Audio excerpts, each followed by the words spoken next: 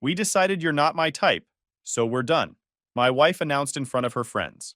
So I said, thanks for the group decision, and left, while they all panicked immediately. Subreddit. My wife's friends voted me off the island at a coffee shop ambush. 4 women, 1 table, 0 shame. They expected me to beg.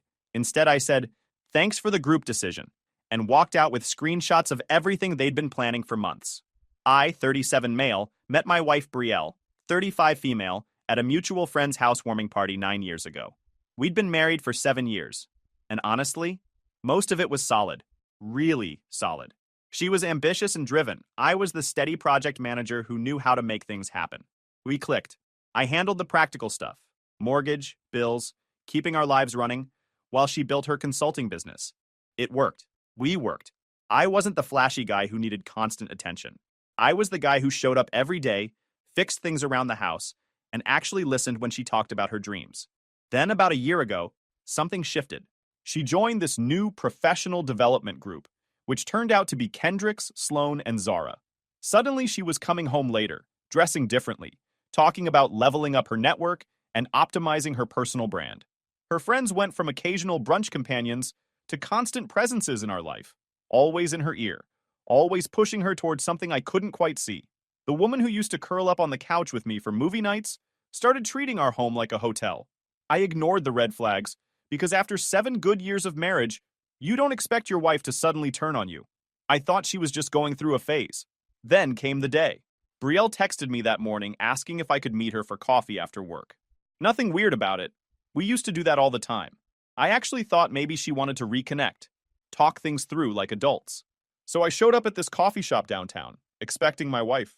Instead, I walked in and found her sitting at a table with Kendricks, Sloan, and Zara, all 4 of them, waiting for me like some kind of intervention panel. I sat down. Vaughn, we need to talk. About what? I asked. Brielle finally looked up, wearing that fake concerned expression she used when she was about to fire someone at her boutique consulting firm. This isn't working anymore. The marriage, us, the whole situation. She waved her manicured hand between us like our years together were just some failed product launch that didn't meet quarterly projections. We've been talking. We? I interrupted.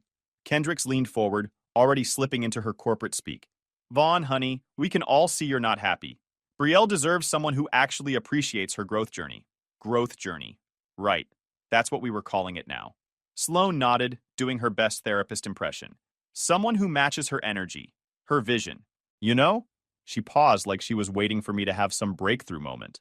Zara didn't even look up from her phone, angling it like my marriage ending was content she could monetize later. Her thumb kept scrolling. Yeah, like, you guys are totally on different wavelengths now. It's actually sad to watch. I stared at these 3 women who'd apparently held a board meeting about my marriage. So, this is a group decision? I asked. Brielle had the decency to look uncomfortable for about 2 seconds. It's not like that. I think it's better if we end this before someone gets hurt. Before someone gets hurt. The irony would be funny if it wasn't so pathetic. So who is he? I asked quietly. The table went silent. Kendricks and Sloan exchanged glances. Zara actually looked up from documenting this disaster for her followers. Vaughn, Brielle said in that condescending tone that made me want to walk into traffic, this isn't about anyone else. This is about us not being compatible anymore. Compatible. I nodded slowly. After 7 years of marriage, you've suddenly decided we're not compatible. People evolve, Sloan offered helpfully, like she just solved world hunger. Relationships run their course, Kendricks added, smooth as a performance review. It's actually really common, Zara concluded, like she was reading from a self-help book she found in a bargain bin. I looked around at these women who appointed themselves judges and jury of my life. Brielle sat in the center, letting her friends speak for her, validate her, give her permission to blow up everything we built together. Well, I said, standing up and reaching for my wallet, thanks for the group decision. Really appreciate the democratic approach to ending my marriage. I dropped a 20 on the table and walked out, leaving them sitting there in stunned silence. Through the window, I could see them huddled together. I was almost to my car when I heard Kendricks' voice carry through the open patio door. See? Look how he didn't even fight for you. Just walked away like none of it mattered. Sloane's voice joined in. That's exactly what we were talking about. No passion, no effort. He just gave up. Girl, you made the right call, Zara added. A real man would have at least tried. I stood there for a second, keys in hand, listening to them rewrite reality in real time, turning my refusal to beg into proof that I never cared. Classic move. I got in my truck and left them to their narrative. 7 years of marriage, and she couldn't even do it alone. But they made one crucial mistake. They underestimated the quiet guy who pays the bills. The drive home gave me 25 minutes to process the absolute circus I just witnessed. 7 years of marriage ended in a public coffee shop with an audience of women who treated my life like their personal soap opera. My phone buzzed. Celeste, my sister. How are you? I'd mentioned Brielle and I were having issues, but I hadn't told her everything. Not about Cade, not about the late nights when Brielle would come home smelling like cologne I definitely didn't own. Not about how she'd started treating me like furniture, useful when she needed something, invisible the rest of the time. Like a public execution, I texted back. She brought her friends. Are you serious? Dead serious. Full committee. They had talking points. That's insane. I'm so sorry. Don't be. I'm not. And I wasn't. The initial shock was wearing off, replaced by this cold clarity I hadn't felt in months. I pulled into the driveway and just sat there for a minute, looking at the house we bought together 4 years ago. The mortgage was in both our names, but I'd been making the payments since Brielle's consulting business started experiencing challenges 8 months ago. Funny how she had plenty of money for new clothes, expensive dinners with the girls, and that weekend trip to wine country she took with potential clients. I headed to my home office and started making lists. Bank accounts, credit cards, subscriptions. She had 6 cards feeding off the joint account like a parasite with autopay. That meal delivery service she used 3 times and forgot about. The yoga app, the meditation app, that expensive gym membership she hadn't touched in months. Then I remembered the iPad. We had a shared iPad for household stuff, grocery lists, shared calendar, recipe apps. It lived on the kitchen counter and we both used it. I grabbed it and opened the Messages app. It was still synced to Brielle's iCloud account. She'd never bothered to set up separate profiles or turn off the sync. Every text message she sent from her phone was sitting right there on our shared device. I had my suspicions about who the other guy was. Cade, trust fund kid with the vintage Porsche and the carefully practiced smolder. I'd seen him at a few of Brielle's networking events over the past 6 months. The way she lit up around him, how she'd started dressing differently after those events. Staying out later for networking dinners that somehow always included him. I'd ignored it because after 7 years of marriage, you don't want to believe your wife is capable of that level of betrayal. But I wasn't wrong. I started scrolling. The messages with Cade went back 4 months. Nothing explicitly physical at first, just excessive compliments and inside jokes. Then it escalated. Plans to meet up, complaints about her boring husband who doesn't understand her vision, discussions about when she should leave me. I took screenshots of everything, methodically, date stamps visible, full context, saved them to a folder on my computer, then backed them up to 3 different cloud drives. But the real goldmine was a group text thread labeled The Squad, Brielle, Kendricks, Sloan, and Zara. I scrolled back 5 months and started reading. Kendricks. So when are you actually doing this? Can't keep stalling forever? Brielle. I know, just need to time it right. Make sure everything's covered. Sloan. Financially? Brielle. All of it. Can't look like the bad guy. Zara. You're not. You're just unhappy. He's holding you back. More scrolling. Brielle. What if he gets angry? Kendricks. Public place. He won't make a scene. Sloan. Thursday afternoon. He'll be tired after work. They'd choreographed everything. The coffee shop location because it was public. The timing because I'd be mentally exhausted. Who would say what? What Brielle should wear. I screenshotted everything. Every message, every plan, every moment they discussed how to manipulate me. Created a folder on my computer. Evidence greater than group text, greater than the squad. Backed it all up. Then I went through our phone bill. Brielle's number. 5 months of itemized calls and texts. The pattern was obvious once you knew what to look for. Late night calls to Cade's number. Texts sent at 2 a.m., 3 a.m. Days when she claimed to be at client meetings but spent 4 hours on the phone with someone who definitely wasn't a client. I documented it all. Made a spreadsheet. Call duration, time of day, frequency. The data told a story she couldn't explain away. My phone rang. Brielle. Vaughn, we need to discuss logistics. Her voice was different now. Not the sad, sympathetic tone from the coffee shop. This was business Brielle. Logistics? The house? The accounts? How we're going to handle the separation. I'm staying at Kendricks's tonight, but we should probably meet with legal representation soon. Get everything formalized properly. Sure. Whatever you think is best. She paused. probably expecting more of a fight, more emotion, more begging or anger or something she could use against me later. Okay, good. I'm glad you're being mature about this situation. Mature. If she only knew what I was looking at right now. I'll come by tomorrow around noon to grab more clothes. Will you be home? I'll take a half day. I've got some things to sort out anyway. Okay. Thanks for making this easy, Vaughn. Really. After she hung up, I opened our bank statements. Joint account showing every transaction for the past 6 months. Hotel charges on weekends she claimed to be at conferences. Restaurant bills from places she'd never mentioned visiting. A jewelry purchase for $800. I never received any jewelry. I downloaded everything. The next day, I was at the house and throwing all of Brielle's stuff into black trash bags. Clothes, shoes, makeup, all that decorative junk she bought that I never liked anyway. Piled them by the front door like garbage day came early. My stuff? Locked in my office. Grandfather's pocket watch. Dad's signed Lonesome Dove. My Xbox. Photo albums from before I even knew her. All secured. She showed up at noon. Cade's Porsche in my driveway. Real subtle. I opened the door before she could use her old key. Stood there blocking the entrance. She had this rehearsed expression on her face, like she'd been practicing sad victim in the mirror. Vaughn, I'm just here to get my things. Let's keep this civil. Already done. I pointed to the trash bags. Everything's packed. Take it and go.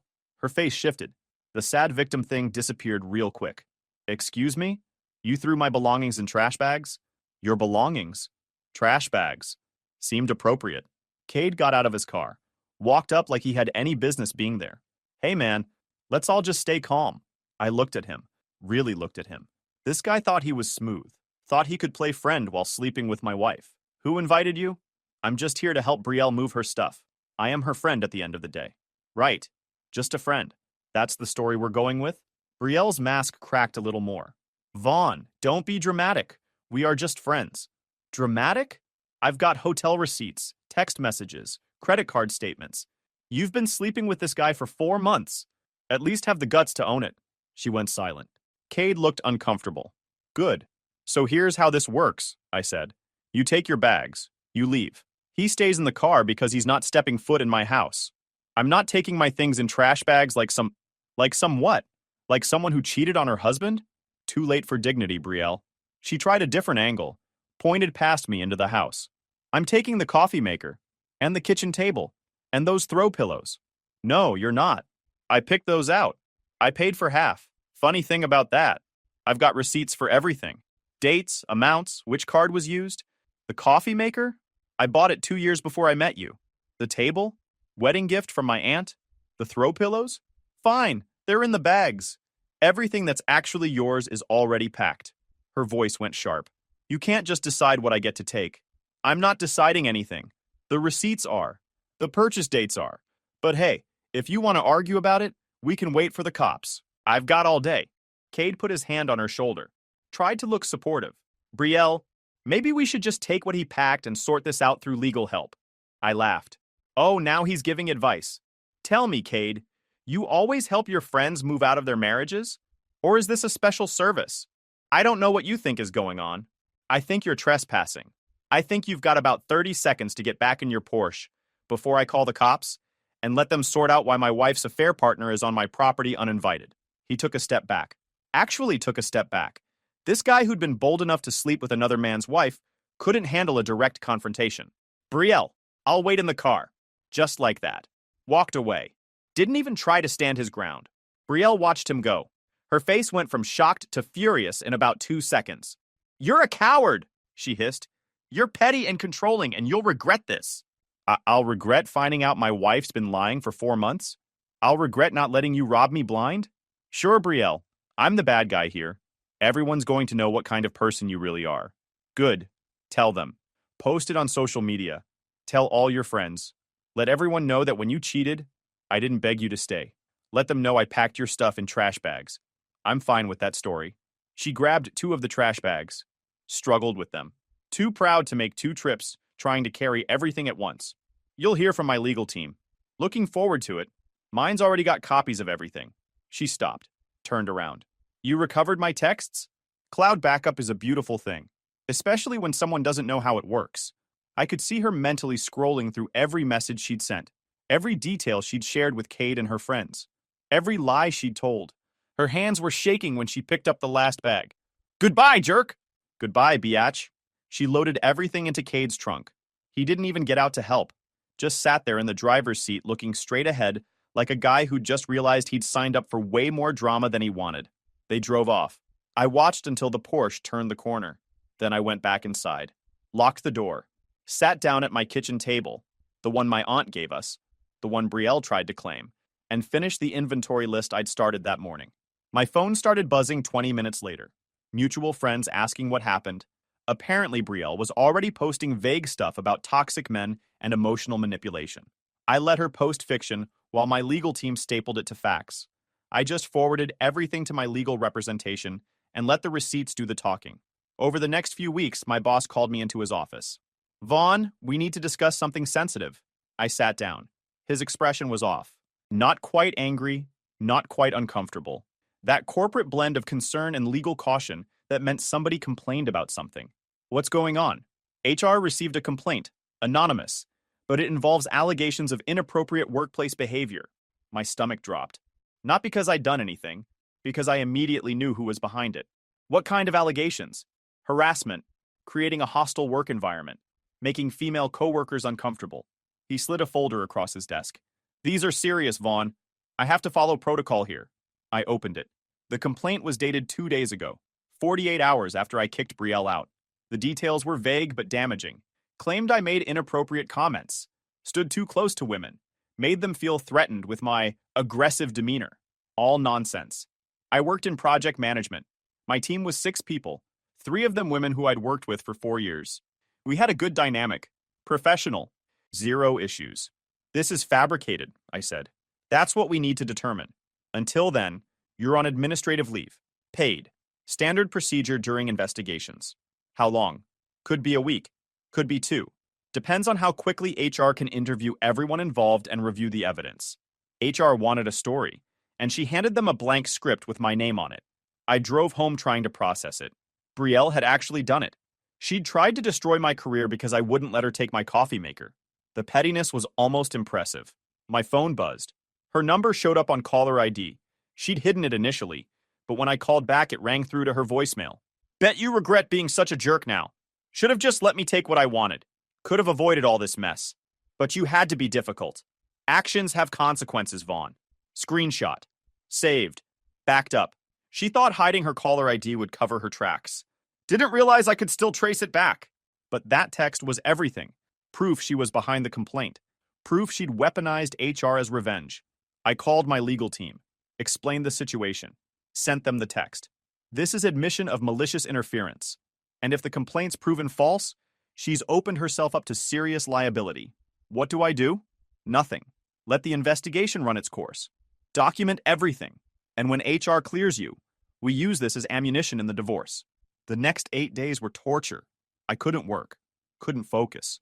Just sat at home knowing my reputation was being dissected by people who didn't know me. My coworkers were being interviewed about incidents that never happened. My boss was probably wondering if he'd missed red flags about me all these years. I kept checking my phone, waiting for updates. My legal team told me to stay off social media. Don't respond to anything. Don't defend myself publicly. Let the investigation play out. Easy advice to give. Harder to follow when you know someone's actively trying to destroy your life. Meanwhile, Brielle was posting cryptic messages on social media. Things about standing up to toxic men, finding your voice, supporting survivors.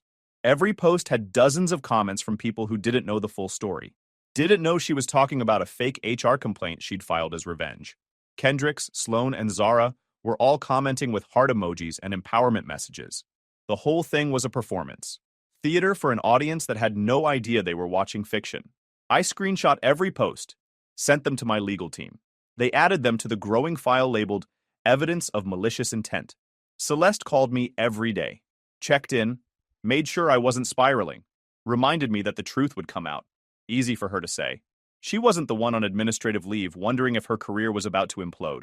On the 8th day, my boss called. Come in tomorrow. HR wants to meet. I showed up at 9. Conference room. HR director, my boss, and a woman from the legal department I'd never met. Mr. Hayes, we've completed our investigation, the HR director said. We interviewed your entire team, reviewed security footage, examined your email and chat history. We found no evidence supporting the allegations.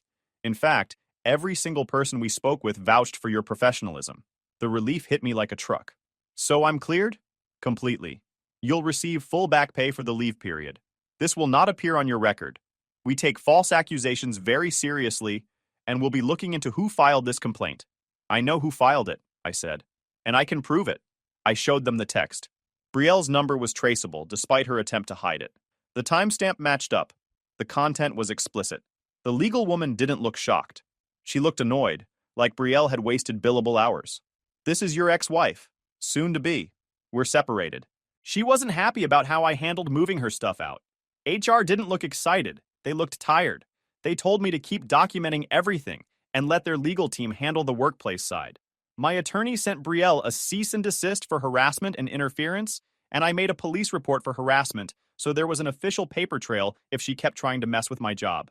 My legal team was practically giddy when I called them. This is perfect. Between the affair evidence, the false HR complaint, and her admission via text, she's got zero leverage in the divorce. We're going for full separation of assets. She walks away with what she brought into the marriage and nothing else. What about the house? You've been making the payments. You can prove it.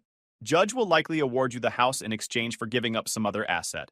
But she's not getting anything she's claiming she deserves. Over the next month, the divorce papers hit her. I had them served at Kendrick's place. Professional process server. Knocked on the door at 8 in the morning and handed them over. Brielle called me screaming 30 minutes later. You're suing me? Are you kidding right now? Not suing, divorcing, big difference. You know what I mean? This says I owe you damages for the HR thing. That's insane. That's what happens when you file false complaints.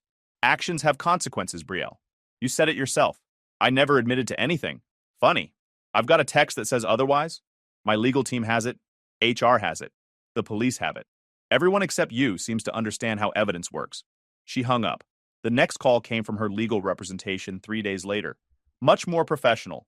Much less screaming. Mr. Hayes, I represent Brielle Hayes.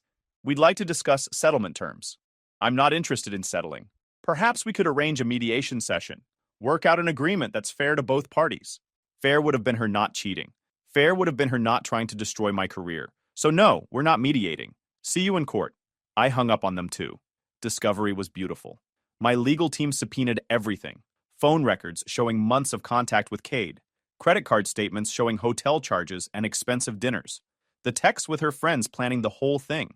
The admission text about the HR complaint. We laid it all out. Every lie. Every betrayal. Every manipulative move she'd made. Brielle's legal team tried every angle. Argued she deserved half the house value because we bought it together. My team countered with payment records showing I'd covered the mortgage solo for 8 months, while she spent our money on affair hotels and designer handbags she thought I wouldn't notice. They tried to claim she'd sacrificed her career for the marriage. My team pulled up her consulting business records showing she'd barely worked in the past 8 months. Too busy with Kate and her friends to actually maintain clients. They tried to paint me as controlling. My team showed texts where she bragged about spending my money without asking, where she laughed about hiding purchases from me. Every argument they made fell apart under actual evidence. Judge wasn't impressed. I could see it on her face. That look judges get when they know someone's wasting the court's time with nonsense. Then there was Cade. Court records are public, and somehow the case number found its way into his family's orbit. A few weeks later, he got pulled off anything client-facing and stopped showing up to the same events Brielle dragged me to. The Porsche vanished from her stories not long after. She tried to play it off like he was busy, which is corporate code for he ran. Brielle tried to stay with him anyway. Showed up at his place with her trash bags. He turned her away. Told her he couldn't handle the drama anymore. That his family was more important than whatever they had. She ended up at Sloane's place. Then Kendricks's. Then back to Sloane's after they had a falling out about borrowed money that never got paid back. The friend group imploded. Kendrick started blaming Brielle for dragging them into her mess. Zara stopped answering texts. Sloane told her she needed to figure out her life and stop using people's couches as permanent solutions. And the funny thing is that they were posting their mess online. But the real consequence came when Kendricks got called into her own company's compliance office. Turns out when you're named in divorce filings for coordinating manipulation and affair logistics, corporate employers get nervous about liability.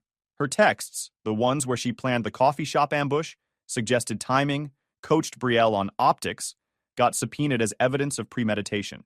She wasn't fired, but her promotion got delayed indefinitely. Risk management flagged her file. Turns out group texts don't look empowering when a judge reads them out loud in discovery depositions. Meanwhile, the divorce moved forward. Judge ruled in my favor on basically everything. I kept the house, kept my retirement accounts, split the joint savings 50-50, which wasn't much because Brielle had burned through most of it on her affair lifestyle. She got her car, her personal belongings, and the knowledge that the HR stunt didn't help her case. The judge didn't need a dramatic speech, just the timeline and the text. Her consulting business tanked because her reputation was trashed. Clients don't love hiring someone who's publicly documented as a cheater and a liar. Turns out professional networks care about character. By the time the divorce was final, I was single. She was broke, friendless, and living in an apartment she could barely afford. I didn't celebrate, didn't feel victorious, just felt relieved it was over. 8 months post-divorce, I was doing fine. Better than fine. The house was mine. My job was solid. I'd started seeing someone new. Nothing serious yet, but Natalie was fun and normal and didn't have a crew of enablers telling her to blow up her life. We had a date planned. Dinner at this Italian place downtown. I was getting ready, ironing a shirt, when someone started pounding on my front door. Not knocking. Pounding. I opened it. Brielle. Intoxicated. Mascara running. Wearing sweatpants and a jacket that looked like she'd been sleeping in it. Vaughn, I need to talk to you. No. I tried to close the door. She shoved her foot in the gap. Please. Just 5 minutes. I made mistakes. I know that now. But we can fix this. There's nothing to fix. We're divorced. Move your foot. I was wrong about everything. Cade, my friends, all of it. You were the only good thing I had, and I ruined it. She was slurring, could barely stand straight. The smell of cheap booze rolled off her in waves. That's rough. Anyway, I've got plans. Plans? What kind of plans? The kind that don't involve you. She pushed against the door. Not hard enough to get through, but hard enough to be annoying. Is it another woman? Are you seeing someone? What I'm doing is none of your business. We're not married. You don't get updates on my life. I still love you. I actually laughed. You love me. That's hilarious. You loved me so much you cheated for 4 months. You loved me so much you tried to get me fired. Really feeling the love, Brielle. I was confused. They told me I deserved better. They said you were holding me back. And you believed them. That's on you. I had nowhere else to go. Nobody wants me anymore. Kendricks won't return my calls. Sloan said I burned too many bridges. Even Zara blocked me. Sounds like they finally figured out what I knew all along. You're a user. You take and take until there's nothing left. Then you move on to the next target. She started crying. Full breakdown, shoulders shaking, snot everywhere. Please, I'll do anything. We can go to counseling. Start over. I'll be better. No. That's when Mr. Donnelly came out. My neighbor. Retired postal worker. 73 years old. Gave zero cares about anything except his lawn and his peace and quiet. Excuse me, miss, are you bothering this young man? Brielle turned, tried to compose herself, failed miserably. Her makeup was smeared halfway down her face. This is between me and my husband. Ex-husband, I corrected. I'm not leaving until we talk this through, she said, volume rising. Mr. Donnelly didn't raise his voice. He raised consequences. Stood there in his bathrobe and slippers like a bouncer at a country club. The man had survived 30 years of postal service. An intoxicated ex-wife didn't intimidate him. Miss, you're creating a disturbance. Intoxicated and disorderly on private property. I've already called the non-emergency line. Police should be here in about 10 minutes. Brielle's face went white. You called the cops on me? I called the cops on a public disturbance. You're shouting, stumbling around, harassing a resident. That's what we do in this neighborhood. We maintain standards. Standards? I lived here for 4 years. And now you don't, Mr. Donnelly said flatly. Property rights terminated upon divorce. You're trespassing. I'm not harassing anyone. I'm talking to my husband. Ex-husband, I said again. You people are insane, she said. Insane is showing up intoxicated at someone's house 8 months after you cheated on them, I said. Insane is thinking I'd take you back after you tried to destroy my career. Natalie's car pulled up. Perfect timing. She got out, saw the scene, and stopped at the end of the driveway. Vaughn, everything okay? Brielle's head whipped around, stared at Natalie like she couldn't process what she was seeing. Who is that? My date. Natalie, this is Brielle. She was just leaving. Natalie nodded politely but stayed by her car. Smart woman. Brielle looked between us.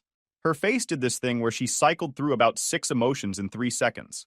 Shock, anger, Jealousy. Despair. You replaced me already? I didn't replace you, I moved on. Big difference. With her? Really? She's not even... Careful, I interrupted. Say something stupid and it'll just prove I made the right choice divorcing you. Mr. Donnelly cleared his throat. Police are 2 minutes out. You should probably move along unless you want to add an intoxicated and disorderly to your evening. Brielle looked at me one more time, like she expected me to suddenly change my mind. Invite her in. Call off my date. Pretend the last year never happened. This is really it? You're not even going to consider... It was really it 8 months ago when the divorce was finalized. This is just you finally accepting reality. She backed away from the door, nearly tripped over her own feet, caught herself on the railing. You're a cold person, Vaughn, you know that? No empathy, no forgiveness. I'm a person who learned his lesson. Don't cheat, don't lie, don't try to destroy someone's career. Pretty basic stuff. Red and blue lights appeared at the end of the street. She saw them. Panic set in. Fine, I'm leaving. You'll regret this someday. Doubt it. She stumbled to her car. An old Honda with a dented bumper and mismatched panels. The Porsche days were long gone. She got in, fumbled with her keys, and somehow managed to start the engine. The police car stopped behind her. 2 cops got out, saw her in the driver's seat, saw the way she could barely hold her head straight. One of them knocked on her window, started talking to her. She tried to explain, tried to justify. They made her get out. Field sobriety test. She failed spectacularly. They cuffed her, put her in the back of the patrol car. One of the cops came over to talk to Mr. Donnelly and me. She been bothering you? She's my ex-wife, I said. Showed up intoxicated. Wouldn't leave. You want to press charges for trespassing? I thought about it. Looked at Brielle in the back of the patrol car. Head down, mascara everywhere. The same woman who'd sat in that coffee shop with her friends and announced my marriage was over. No, just get her out of here. The cop nodded. She's getting an impaired driving charge. That's enough trouble for one night. They drove off. Brielle in the back. Mr. Donnelly went inside. I grabbed my keys and walked over to Natalie. So that was interesting, she said. That was my past. Won't happen again. She seems lovely. She seemed lovely once. Then I married her. Natalie laughed. Well, I'm glad you're divorced. Otherwise, tonight would be really awkward. It's already awkward. True, but at least we've got good stories for dinner conversation. We left. Had a great meal. Laughed about the absurdity of the whole situation. Natalie didn't ask too many questions about Brielle or the divorce. Didn't try to fix anything or analyze anything. Just accepted that sometimes people's exes show up intoxicated and desperate, and you call the cops and move on with your life. I got home around midnight. House was quiet. No intoxicated ex-wife on the porch. No neighbor in a bathrobe defending property lines. Just peace. My phone had 17 missed calls from a number I didn't recognize. Probably Brielle from the police station. I blocked it. Checked my email. Confirmation that the divorce settlement payment had cleared. She'd finally paid what the judge ordered. Took her 8 months and probably wiped out whatever savings she had left, but she'd paid. I sat there in my kitchen with my coffee maker and my table and my grandfather's pocket watch on the counter. Everything I'd fought to keep. Everything she'd tried to take. Worth it. Every single part of it. Guys, we are so close to hit 100,000 subscribers on this channel. If you are not subscribed to the channel, please consider subscribing. It really helps hit that 100,000 mark. Thanks for making this dream come true.